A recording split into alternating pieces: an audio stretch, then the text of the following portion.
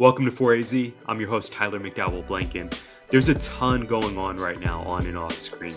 The semester is intensifying, holidays are approaching, and we have so much Abbott Elementary to discuss.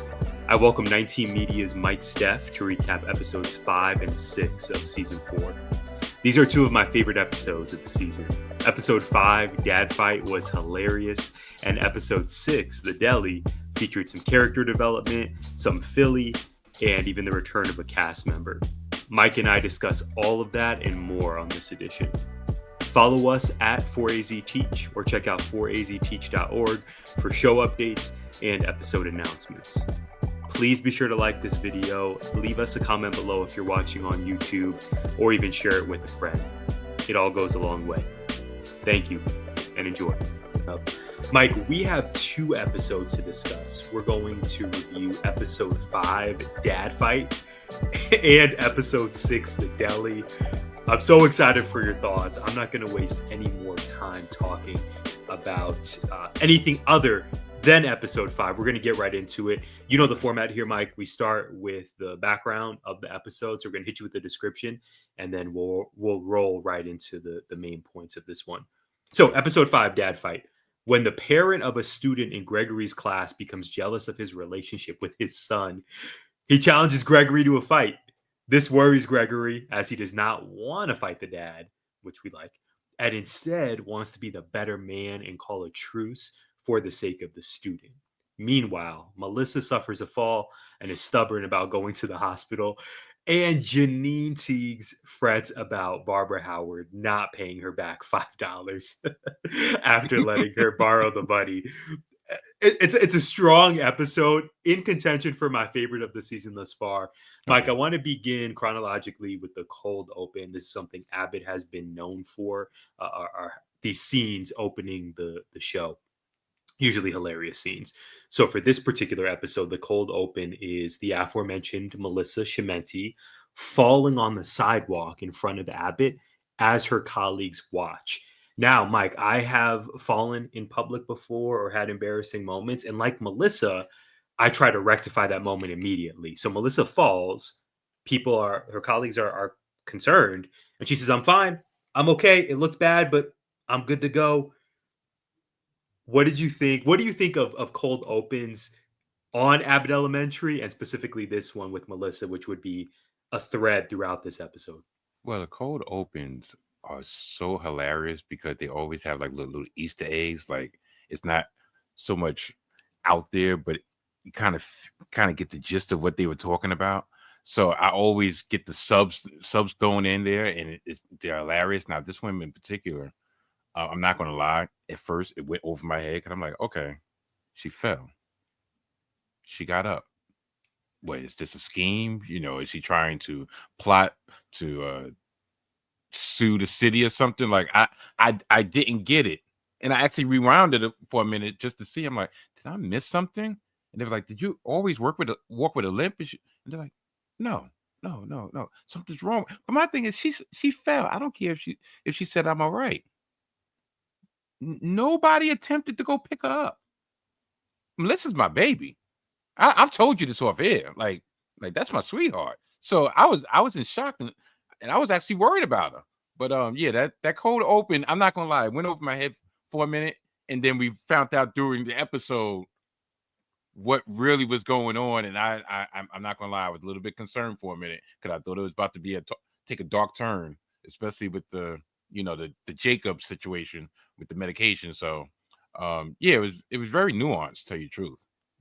And you're right about its uniqueness. This wasn't necessarily a cold open just for laugh's sake or just for entertainment value. It was really setting up a major plot point in this episode. Mike, I know you, as part of your binge watching, you saw that Wild West open, that line dancing for like that was just for vibes. That was for entertainment, not necessarily, oh, this is going to come back later and throughout the episode. So I love what you said about this was a bit unique, particularly this season, where it wasn't necessarily just for the laughs. It was to set up that arc that Melissa is going to go on during this episode. So beginning the episode after post cold open, Tariq. I think you have thoughts on Tariq. He's been on a journey of his own from season 1.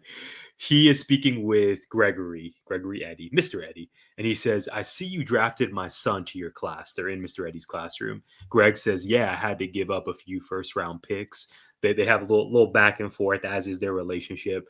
And Rebuilding then, season. yeah, rebuilding season. Yes. They got good chemistry. I love when they interact. And then we cue to this scene of Jabari, the student I described in the plot, who is being introduced to us as a centerpiece of this episode. His mom is there too in the classroom with Mr. Eddie, and Jabari says, "Hey mom, look at the pencil Mr. Eddie gave me."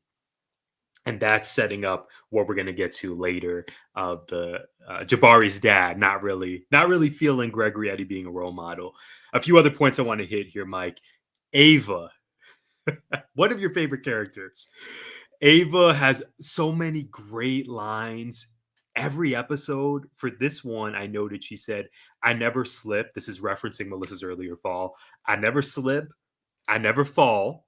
A lot of somebody's give me the number, but I never call. And then Mr. Johnson jumps in, and that's all. Do you it took me a moment. I said, this sounds so familiar. It took me a moment to remember the song. Do you know what track they're referencing here, Mike? Not offhand. I knew it was. It sounded familiar, but I don't mean to couldn't put you on finger it. blast. I had the same Throw Some D's by Rich Boy, 2009. Really? Throw some D's on the. Oh You wow! know how many times I tuned into 106 in Park to see that? That was back in. Have I told you I grew up in the Terrence and Roxy era? Oh, And this is an the ongoing latter debate. the latter is one of my favorite This is an ongoing debate, content creators. and not to monopolize this platform to get into this debate of who's better, AG and Free or Terrence and Roxy. I understand that's the era. So if that's the case, then you remember the era of MTV Jams and MTV Hits, and this used to be one of the on steady rotation on MTV Jams. Short little story, not to get off the beaten path. My late son Nakai, I used to cut their hair because we lived in Pennsylvania, and I really didn't trust Pennsylvania barbers, so I used to actually just cut their hair. But I was the type of barber. Look, you get one cut, light Caesar, that's it. I'll shape you up, light Caesar, that's it. So long story short, I think I kind of pushed his hairline back one time, and so we used to tease him. You hit him with the Stephen A. Yeah, but more specifically, I hit him with the Rich Boy. Cause remember, Rich Boy used to have to push back. Yeah, so every time until it grew back, we was like, throw some D's on it. Just bought a Cadillac. Yeah, so that was the jam back in 09. That was the jam. Oh darn. He was 14. Yeah, he was 14. Yeah, Rich Boy. Rich Boy. So anyway, that was a great reference on Abbott. It was one I was not expecting, but Ava, Mr. Johnson, two amazing characters on the show. So quickly, Mike, and then I want to kick it back to you. Again, what Abbott does so well, in my opinion, is kind of interweaving multiple storylines within each episode and giving all these characters their own shine. For example, we know that Barbara owes Janine $5 since Janine gave her money to tip Barbara's nail lady. Barbara still hasn't given Janine the money. To be continued. Darnell, Jabari's dad, says Jabari. So at this point, there's so much going on. Darnell arrives at the school. He says Jabari can see this. We watch Power all the time. He's okay. Darnell confronts Gregory Eddie. He says, hey, well, I actually have the exact quote right here. You definitely said something to that camera over there, because during Darnell's confrontation against Gregory Eddie, Greg looks at the camera, right? It's kind of like the what do they say? The third wall, breaking the third wall on the show all the time, the fourth wall. Yeah. And he says, you think you Deadpool? 3 p.m. tomorrow, parking lot. Later on, I promise I'm going to pass it to you. Later on, Ava says Darnell versus Gregory. Darnell is the clear winner name-wise. It's maybe my favorite moment of the entire episode. Mr. Johnson says, I thought we're rooting for the Baltimore Bobcat. We know Greg is for B-More. And then finally, Mike, I have pages of notes on this episode. I love it. Finally, Jacob comes in, and his comment is, "This is how Fresh Prince started. We can't afford to lose Gregory to Bel Air. He can't afford it." So Greg is not getting a lot of support from his colleagues after Darnell challenges him to a fight in the parking lot because he has too good of a relationship with Darnell's son, Jabari. I'm going to pause here.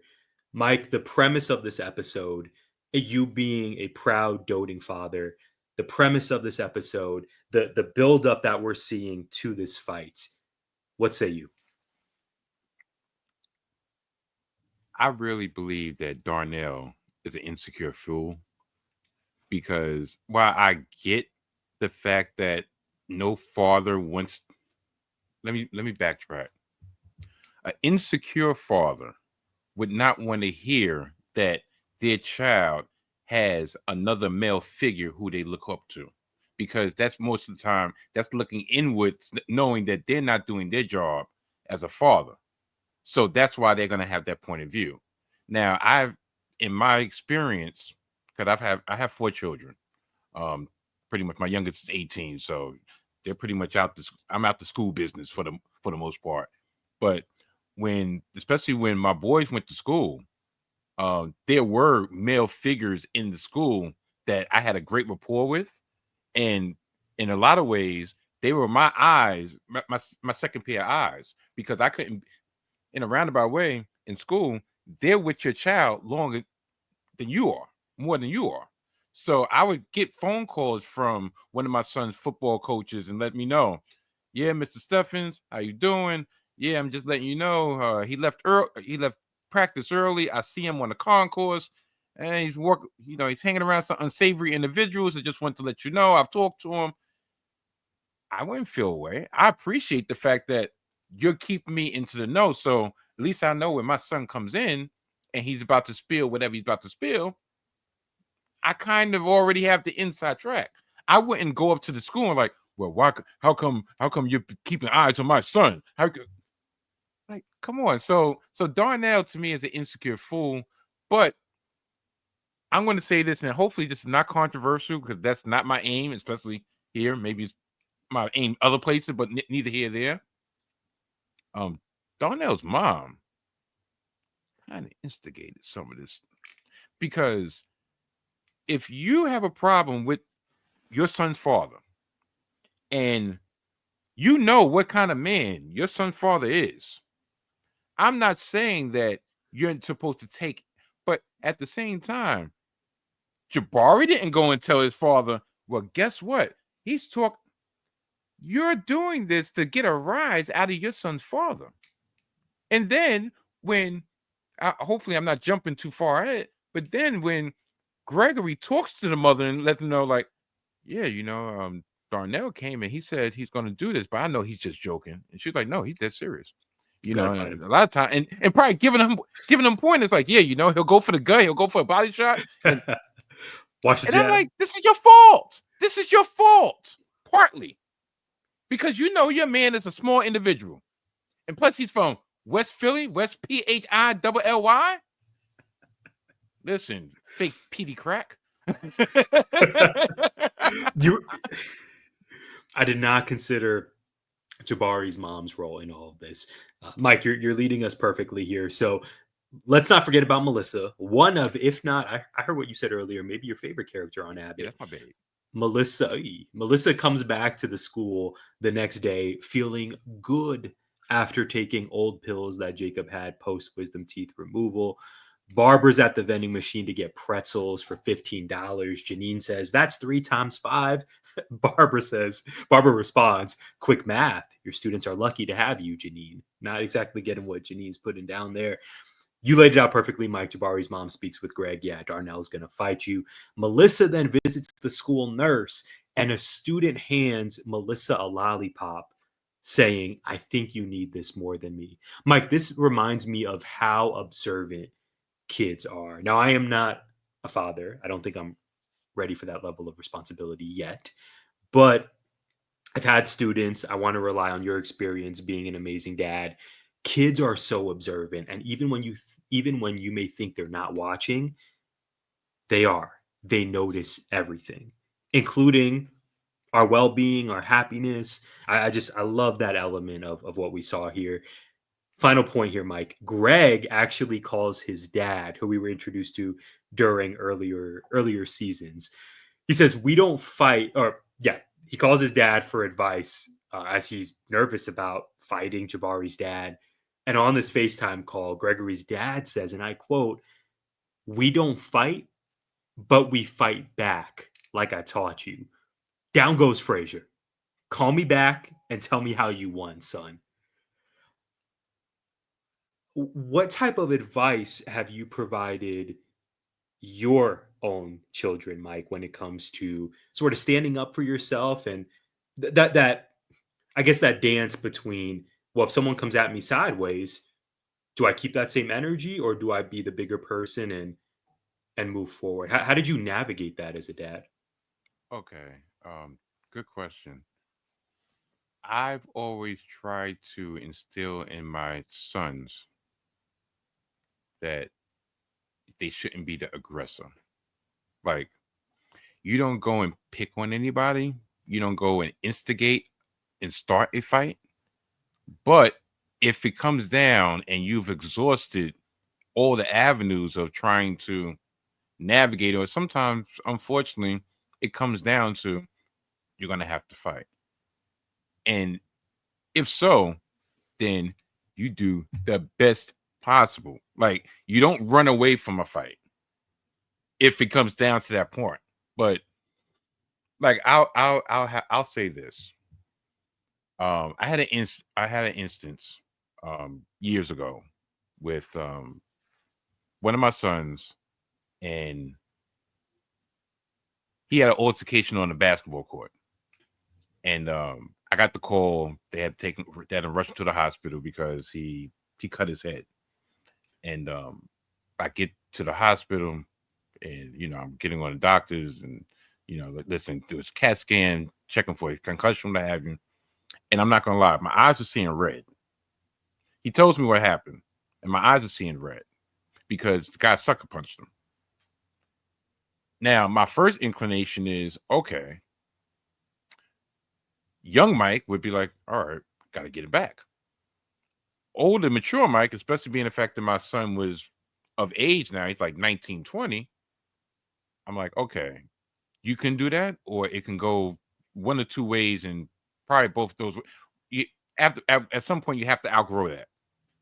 So I get home, and guys around the way, they automatically see me because that's the first time they saw me since the incident happened. So they want to make sure, oh, let's talk to Mike to pretty much feel the temperature, like what's going on. And so I asked them, like, what happened?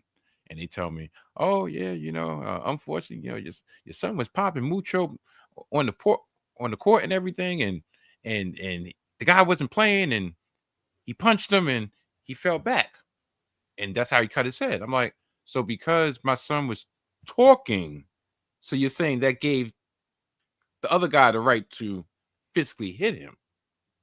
That's not what we teach, you know. But getting back to your original question, I've always tried to tell them and try to instill with them, just be a man of respect. Be a man of respect. You don't don't take advantage of anybody. You don't start the you don't start the situation. But if you're backed in the corner, then defend yourself to the best way possible. And if you lose, okay, you lose. You live to fight another day. If you win, okay, then you should be able to shake hands. Like, I come from an era of, okay, you have fisticuffs the next day, and y'all at the basketball court playing. Unfortunately, throughout the years, doesn't get to that point. Sometimes one altercation could be your last altercation. So me knowing how the climate has changed, or climate had changed, I had to let them know, okay, you got to think of all the possible outcomes. I know it's within a quick second, but still, you have to do that. I mean, even one last thing, even with my situation where I work, my place of business, we're taught to avoid confrontation. Okay, fine. Plus, we're adults. We should be able to avoid a confrontation. Sometimes you're goaded into a confrontation. And you have to realize, I have to realize, it takes one split second for me to either decide, okay, I'm going to walk away. Oh, this is not worth it. And is this worth swallowing my pride and live another day? Or I'm going to act and then I'm going to throw 21 years down the drain, pinching down the drain just because my pride was bruised. Same situation when it comes to children. Even more so, because how you raise them is how they're going to become adults into the society. And a lot of times, if you have a problem child or a problem adult, it starts at childhood. Wow. Well said, Mike. I love how you brought it back or brought it all the way to applying this context to your own everyday workplace. And as teachers, this is so accurate as well. Is you're making so many decisions every day. You're on your feet. You have to decide in a split second what the right move is. You have to keep your own cool. Yeah, it's important to breathe. It's important to think before you speak or think before you respond. And Mike, often this could be its own separate episode, but you and I have had conversations off air about the unlearning that a lot of us end up having to do, whether it's something as important as the music that we consume. A lot of it's beautiful, a lot of it's artful, but there's a lot of music that's really popular that we're around that is just really violent and very reactionary and very, you got me, I'm going to get you back. And it's just, again, separate episode. I love what you said there, and I think it's very applicable, not only to this great episode, but to your workplace, to my career as a teacher, and I think probably for a lot of our listeners as well. This idea of breathing, of thinking before you respond, it really matters, and I think for a lot of us, it takes a long time for us to realize just how important that can be. And to your point, Mike, it can save a career, it can save a life. It's just it's the ideal way to live one's life. So that being said, Mike, Darnell has not followed a lot of our advice because finally we have reached the climax of this episode. We're in the parking lot after school. Darnell sees Greg and he says, "Come down these steps, Playboy." The fact that he used Playboy was just, it was fantastic. Now, Janine, Greg's lady, is watching, and that's another element that we didn't discuss, Mike. Pride. When you decide whether or not you're going to scrap, who is watching? And if your significant other is watching, does that change how you respond? Hear me out. Jacob comes out, and they contrive this plan where Jacob would interfere, Gregory would beat up Jacob, and then Darnell would be scared and go away. So Jacob appears, and he says, "Greg, I hear you've been talking trash about gay people." And all their colleagues, all the teachers are gathered around. They say, "Oh no, that's not where you were supposed to take this performance, Jacob." Darnell responds, "Now I gotta beat your ass for Jabari, my cousin's cousin, and for Frank Ocean." Yeah. Brilliant writing. Melissa, and again, she's dealing with this injury, right? This leg injury, slow ankle injury. Slowly but surely, she ends up arriving. She's like, "Wait, where'd everybody go? I need to get outside." She ends up getting there. And this is what I want to hear your thoughts on, Mike. Gregory says, face to face, nearly nose to nose with Jabari, quote, "You can hit me if you need to, but I'm not going to fight you. We're both on Team Jabari. We fight each other right now. We're no longer on the same team. Jabari is doing really well right now, and it's partially because I'm a really good teacher. If I hit you, we're no longer on the same team, and I become something entirely different to him. Do what you got to do." Okay, Gregory, Eddie. That calms Darnell down. Gregory did his thing. Darnell says, "If Jabari's grades start slipping, I'm coming back." Crisis averted. There is no fight. Mike, I love this from a teacher perspective. I know a lot of Abbott can be exaggerated, but this felt really real. Hear me out. Not necessarily a parent challenging a teacher to fight, but the idea that, and I would love your POV on this, Mike, the idea that when conflict or a disagreement emerges between a teacher and a parent, which happens, I learned the importance of locking in on, we really are both on the same team. We want your child to be successful in this class. 99% of the parents and families I've had over my career have been good to amazing. If inevitably there will be maybe one parent or one family member who you have a disagreement with and you got to smooth things over, I found that 11 out of 10 times when you focus on, we are both here to support your child, that quells so much possible friction. Mike Steph, your thoughts on the climax of this episode and that parent teacher dynamic? Well, the parent teacher dynamic, I'll start with first. Me and my wife have been strong believers of being involved in our children's education, making sure that we build some type of rapport with the teacher, whether or not we agree with the teacher, whether or not we like the teacher's, I wouldn't say methods, so to speak, but I'll just give this example. My daughter Kay, when she was in third grade, we was talking about her reading and writing, and I was kind of concerned with her handwriting, because the handwriting was just all over the place, whatever. And I was like, well, I think you need to emphasize making like emphasize writing a presentable way, and just not just accept, what she's how she's writing. And the reading, okay, she's doing the reading logs or what have you. And I asked her I asked her, I was like, well, how's she doing? She was like, no, she's doing okay. And, she just had to do the reading logs. And I'm like, well, how does she do in phonics? Teacher looks at me and she said, phonics. I said, yeah, like the basis of reading, phonics. How is she doing? Oh, we don't teach phonics. How are you teaching reading without teaching in reality? So all they're doing is memorizing stuff. They don't know the A-E-I-O-U, sometimes why. This is what she tells me with a straight face. Oh, things have changed a lot since you was in school. I'm like, but the one thing that hasn't changed is how you read, how you sound out words. That's the basis. I'm not even talking about penmanship. Well, I am talking about penmanship, but I know they don't have penmanship class. But even though I did not agree with that, it would have been easy for me to have a what you call sarcastic response, for me to be aggressive with the teacher verbally.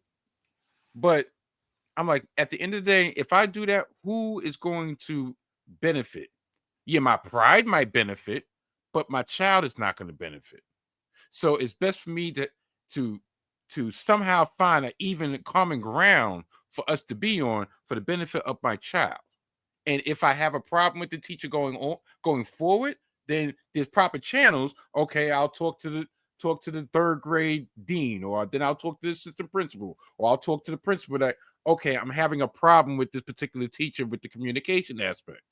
But we always instilled that, and we've always had great relationship with our children. So I mean, with our children's teachers, even when they couldn't stand a teacher, they didn't like the fact that, Dad, why you talk to Mr. Diaz so long? I'm like, because Mr. Diaz is cool. He's going to tell me everything you don't want me to know.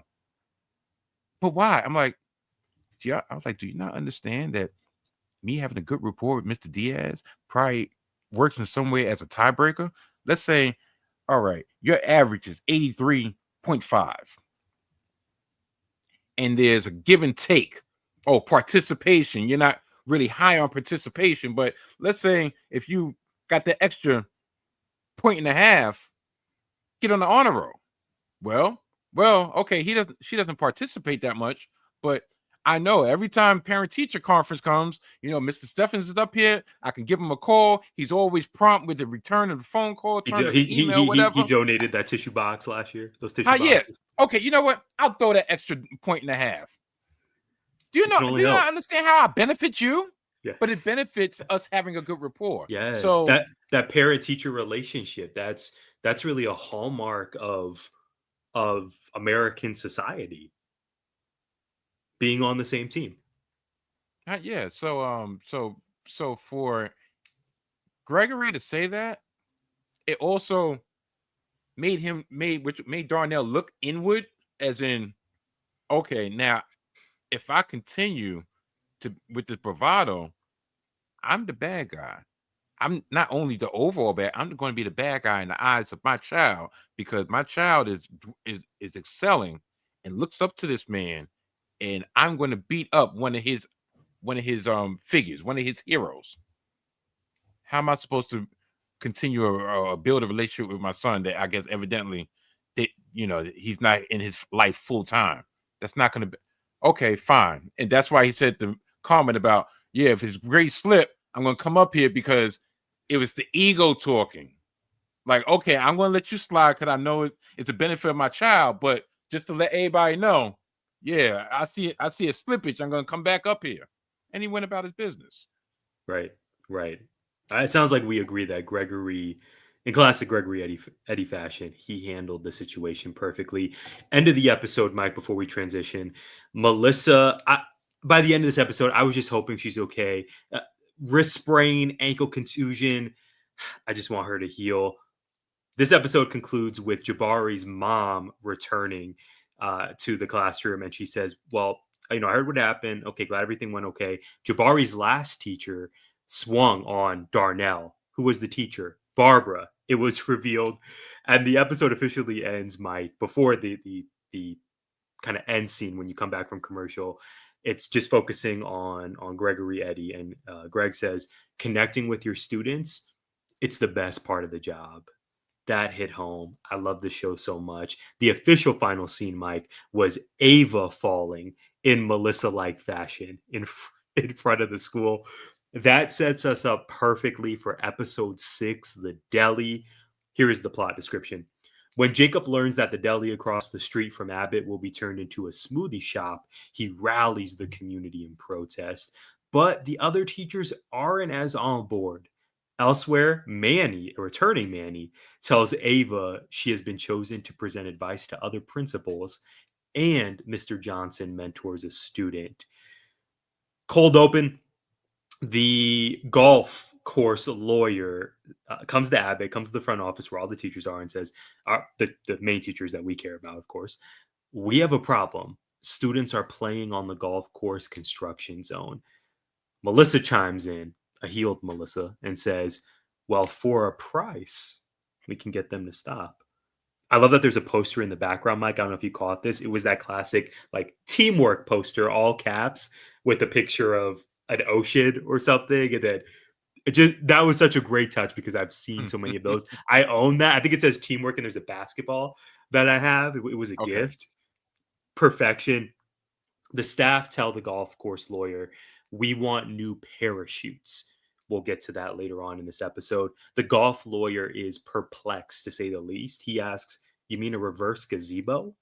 He missed gym class, or he did not have the parachute during his days of PE. Mike, your thoughts on this particular cold open? Very different than Dad Fight. I'm not gonna lie.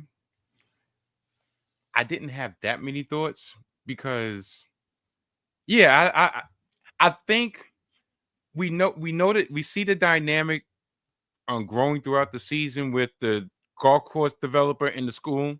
What do you make of that? It's feeling it's funny, but it's feeling a little bit ominous. I'm thinking that eventually the table is going to turn, and they're going to ask the school or ask the teachers to do something that's going to potentially compromise their morals. Because right now it seems like a one-way street. Like, all right, well, you're holding this over our head. We got your computers, we got you this, we got you that. Every time I come with something, you're already trying to get more and more and more out of me. Okay, fine. I'm going to acquiesce. But there's going to be a time that the bill is going to be paid. The bill is going to be due. And that's the part that I'm worried about going forward. But as for the actual cold open, yeah, it was once again, it was different than the seasons leading up to it. It's a lot of things that you had to actually really kind of try to figure out like, all right, was this a metaphor for this? And there was, yeah, but yeah, there's something shady about him. Definitely. Definitely. Let's talk about Ava. Later on, Manny, a returning Manny. Shout out to our previous guest, the great Jabari Davis. We spoke about Manny. I guess it's a Joe Hendry situation. Mike Steph say his name and he appears. Manny is back with a newly grown beard. He calls Ava. He says, Ava, test scores are up, absences are down. The district wants you to give an ed talk. Ava is not committal right away. She shares in the staff break room. Didn't I say it's unpaid? I turned it down. Period. Jacob then later on says this is going to the Deli versus Smoothie storyline. A Smoothie's coming in, classic gentrification story, and is going to wipe out the Deli. Jacob says, I spoke with the blacks yesterday. Great reaction. Glad we caught that. And rightfully so. His colleagues look at him sideways, and Jacob says, wait. Building love and creating kids' safety. That's the organization I'm referring to. Jacob is disappointed that Greg, Barbara, and Melissa are giving in to the smoothie shop. Greg even has his punch card. Ava has Nate. I'm sorry, not Ava. Sorry. Janine has Nate, a kid in class who is a proud paper eater. That was subtle but hilarious on this episode. I haven't had that, but granted, high school, this is elementary. Anyway, Jacob later on, Mike, goes into the trash can to try the acai smoothie. So Jacob has a little bit of an evolution in this episode. At first, he's the classic standing up for what's right. My morals will not be compromised. But because Greg, Barbara, and Melissa are on the smoothie train, Jacob ends up doing some unsavory things to finally try the acai smoothie. He even has a mark on his collar, a stain on his collar, and that kind of gives away that he actually tried this thing. Later on, Manny is in Ava's office helping her review her speech. So he ends up convincing Ava to give the ed talk. Final point that I want to hear your thoughts on all of this. Janine later works with Ava, offering support ahead of the ed talk. Janine says, your approach might be too whatever, but your results speak for themselves. Focus on why you do things, not how you do them. And this really speaks to the growth of the relationship that we've witnessed between Ava and Janine. Janine has her back here. It's a very wholesome moment. Mike, I want to know your thoughts on all of this, but particularly 2 points: Ava's development as a character, and then secondly, gentrification. It is seen in Phoenix, Arizona, all the way to Brooklyn, New York. What say you on these major plot points in episode 6? Well, Ava's journey throughout all the seasons that I've seen, especially since I've crammed all 3 seasons into like 3 weeks. It's amazing. She's always great for the comic relief. I've told you this off air. She reminds me of Wendy Williams. Especially when she gives the quote unquote punchline and she rips her hair back and looks. But yeah, I like the fact that just showing how much her feelings were hurt, that Manny eventually told her, nah, I'm gonna go in a different direction with the presentation that led to the conversation with Janine, showed a level of vulnerability that we don't normally see from Ava, because Ava's so much bravado and so much out there, with a boisterous personality and quick wit and everything. So for her to actually take a step back and like, okay, instead of allowing what she said in the past, I've always been told I was too loud, I was too boisterous, I was too strong, I was too this, I was too that. Instead of just recoiling and kind of like dwelling in that, she took Janine's advice at heart of, okay, I can put this in a different package to get it presentable. And when she was able to actually focus on her job, because a lot of times throughout this whole season, throughout these seasons, when she focuses, she's amazing.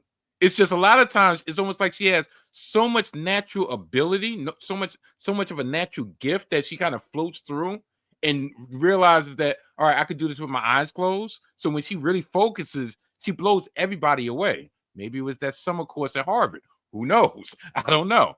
But as for the I lost track. No, that was phenomenal. I know you had thoughts on Ava, and you just delivered it perfectly. Okay. Second point, second Yeah. major plot point in this episode: gentrification. The neighborhood deli, a staff favorite, is going away. It's going to be replaced by a smoothie shop. Gentrification in Brooklyn. What you Okay. think? I'm That's its own separate I've been, episode. yeah, well, I've been dealing with that for the last this is 2024, so I've been dealing with that for at least last 10 years in particular, probably the last 10 to 15 years, ever since the Brooklyn Nets made their home base in Brooklyn. Uh, the Barclays Center is about 10-minute drive away from my house. I can probably walk there in about 45 minutes. So once that became the epicenter of New Brooklyn, so to speak, a lot of places, I mean, Brooklyn looks unrecognizable to how it was 10, 15 years ago. Sometimes I know progress needs to be done. Not to be long-winded, I'll go based on my neighborhood. I'll give this analogy. We had the neighborhood bodega, the neighborhood deli, right? And back in days, I would, I would love a Budweiser, well, a Heineken or so forth, or a Red Stripe, whatever, lager. And I remember I went to the store, and all of a sudden I start seeing all these imported beers, and I'm like, wow, y'all done up your selection. So how about you try XYZ? Because at the time I've been in the neighborhood for 20 years. Do you know they told me, oh, no, I don't think we're gonna do that. It won't sell. I said, hold on. I've been over here for 20 years. I remember when there was nothing but malt liquor in the case, with the occasional Budweiser. Now we have an influx of of a diverse population coming into the neighborhood, and now you done redesigned your place. You're offering all these imported beers, or you're actually making salads fresh. But before, all we had was lettuce and tomato. How come everything is being catered to this influx of people coming into the neighborhood, but yet the people that's been in the neighborhood, the people that's kept you above water for 20 years, when they give you a suggestion, you're quick to brush it off. It goes even to the schools to a certain degree, and I'm not going to get too far off it, but even though they didn't discuss it in this episode, the charter school situation. Now I have three children that went to charter schools. I have one child that did not go to charter schools. Long story short, I've always been under the thought that the reason charter schools became a thing in the inner city, the urban community, was because you have people that were moving in from the suburbs or moving in from out of state, and they was accustomed to a certain expectation of education. And those district schools weren't provided the funding to give the best education possible, the best experience possible. But now you have money talks. Money's coming, is being, is coming into the hood. So what do you have to do? You can't close the district school down, but you can make the best of both worlds. Oh, they got space. Now we can have a charter school in there that the new population, the new residents will feel comfortable with this influx of private money. And you're pretty much, and now you're doing a lottery because you can't be accused of just catering to one base. So we're going to do a lottery, and we're going to make the inner city children the face of this charter situation.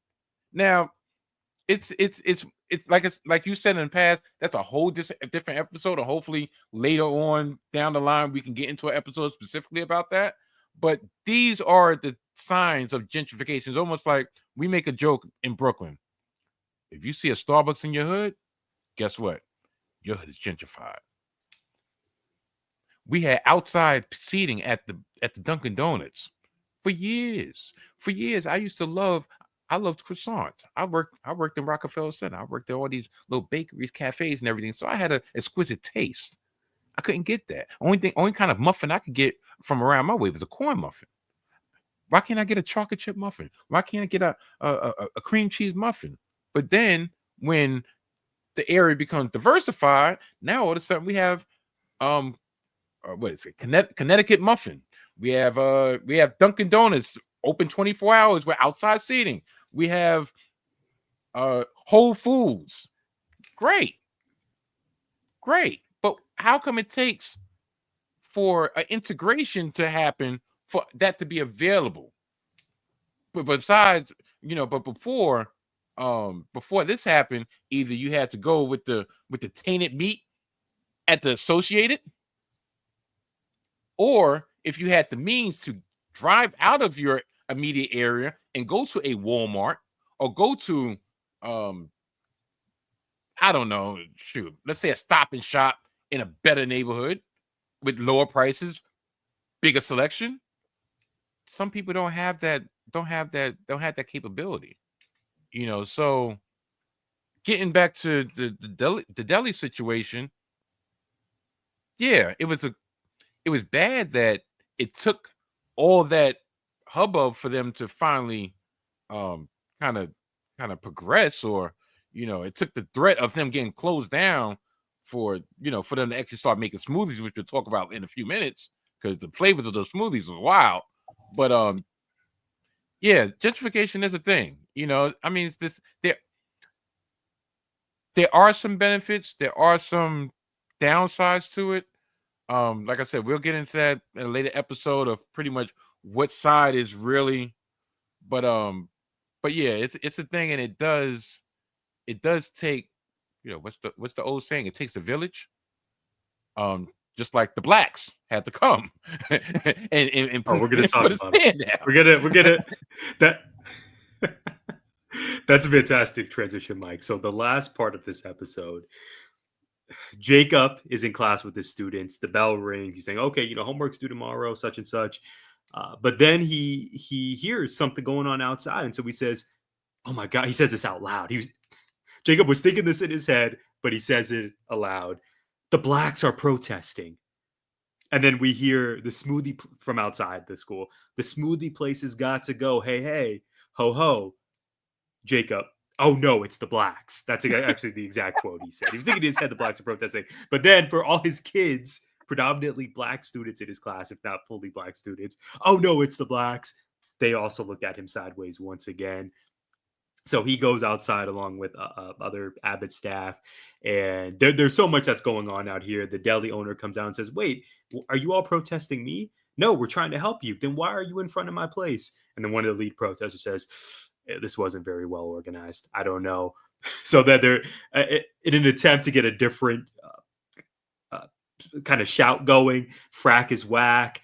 Am I right? Boo. Right. So like Barbara tries to step in and save Jacob. It's not really working. Melissa pokes fun at him. Melissa tells Jacob, in fact, once again, a white man comes into a neighborhood of color and destroys things. Going back to Ava, Janine, again, there's so much in these two episodes, Mike. I hope I'm making sense out there. I hope this is coherent. Janine ends up calling the district, and you laid this out perfectly, Mike. They are going to go with Ava's speech after all for the Ed Talk. Mr. Johnson has a student apprentice, as I mentioned probably 20 minutes ago, and that student ends up gifting Mr. Johnson a pair of gloves by episode's end. Very, very wholesome. Finally, Mike, the Ed Talk, the Philly Ed Talk. Ava does an incredible job as you pointed out. Manny's in the back, kind of saying, "Oof, Ava, I don't know if you want to go quite there." He's giving her those body language cues of what's going to work and what's not. So Ava's well aware of that. She even says one of her quotes during this moment is, "By being consistent with subtle advice, one of my staff members was able to figure it out. And that's how I saved the school from ringworm." So the crowd ends up totally eating up her speech. Ava Coleman is a star. We see after her speech that some of the attendees are sitting with her and wanting to learn more about her story. She says, I think it was actually Mandy who divulges, "Ava, that was really great. They pay people for this. We don't pay people for this at the district, but there is such thing as motivational speakers who tour the country and get paid thousands of dollars. The light bulb goes off in Ava's head, and she says to these people she's sitting with, the attendees, well, with that in mind, if you guys want to keep speaking with me, it'll be $1,000. They laugh, and then Ava does not. She stops speaking, and then they say, oh, and then quickly, kind of scatter about.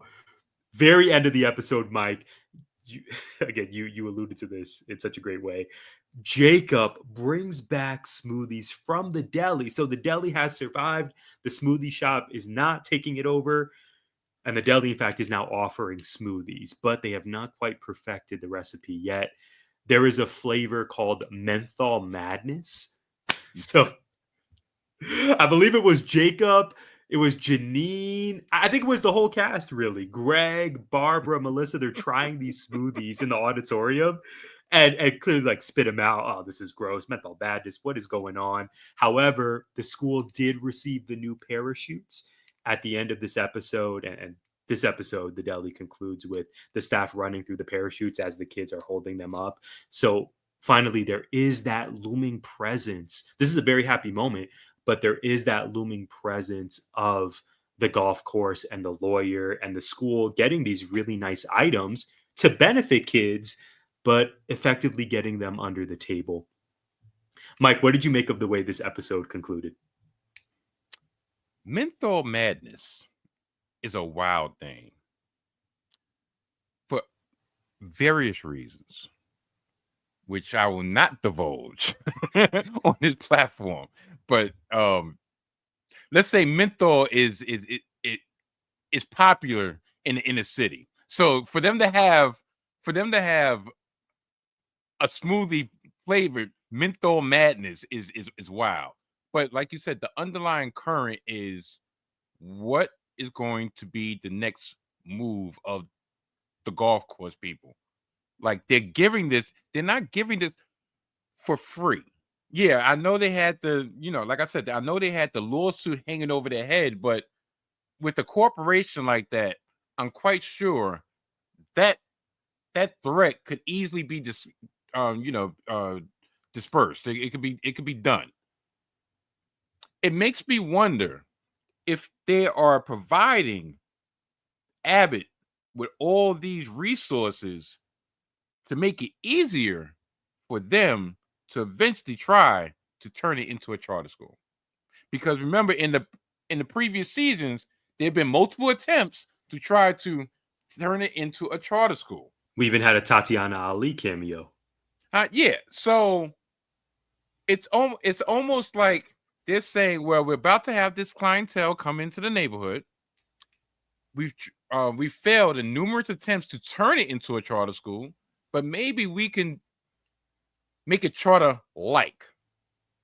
And I think by the end of the season, there's going to be an ultimatum of, okay, either you're going to do A, B, and C, or it's going to be a hostile takeover. One or the other. Because I really believe the seeds were planted in the Halloween episode. No, matter of fact, not the Halloween episode. The first thing when Ava's like, I saw a ghost. And I'm like, they really went there. Wow.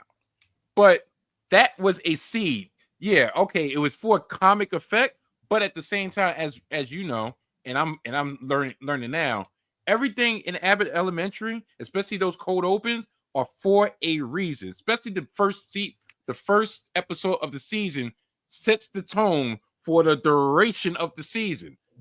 That right there, you laughed it off, but everything else is leading to, okay, we're going to attack. We attacked it this way for the first couple of seasons of trying to overtake them with the fake Success Academy. But now we're going to try another tactic to get to the same means. That's what I'm thinking. I might be wrong.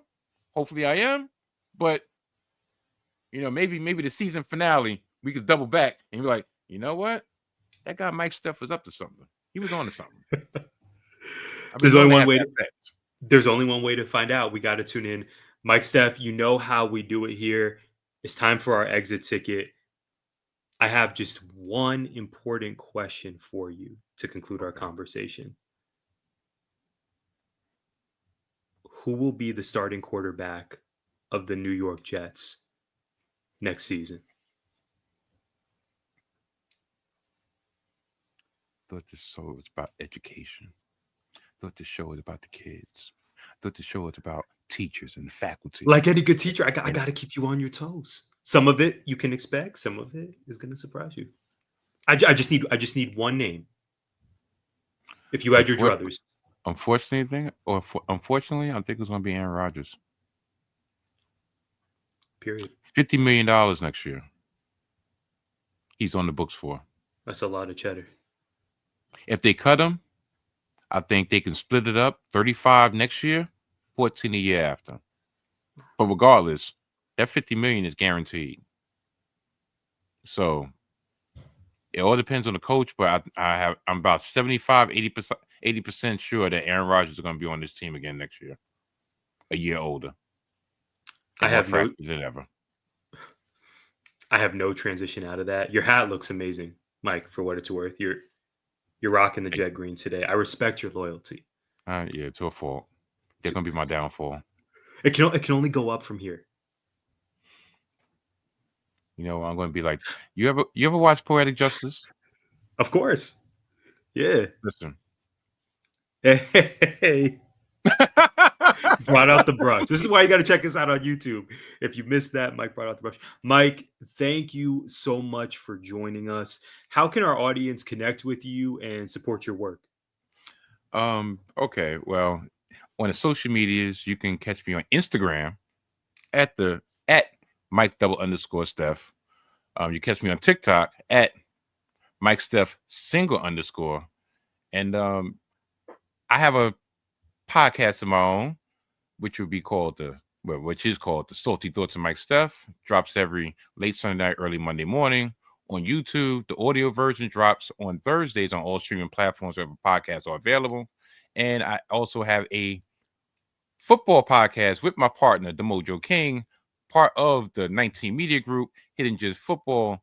And we drop during the football season 3 times a week, every Thursday, Saturday, and Sunday, getting you ready for all the primetime games, standalone games on that slate, and some survivor picks in which yours truly did come through this past week. And I picked the Seattle Seahawks with the upset. And yeah, guess what? I was right. And normally I am right. But Mojo is more right than I am. And I know that's not proper English, but so be it. I'm not gonna I swear if I knew my Blue Sky name, I would promote it right now. It's pretty much such and such Mike Steph at Blue Sky or whatever. But pretty much just search Mike Steph on Blue Sky and you'll see me, because I'm pretty much about to disconnect the other place. I'm not mad at that. Shout out to the stand for something. Period. Shout out to the entire 19 Media team. Shout out to you, Mike. Thank you for being here. Thank you all for tuning in. We'll see you next time.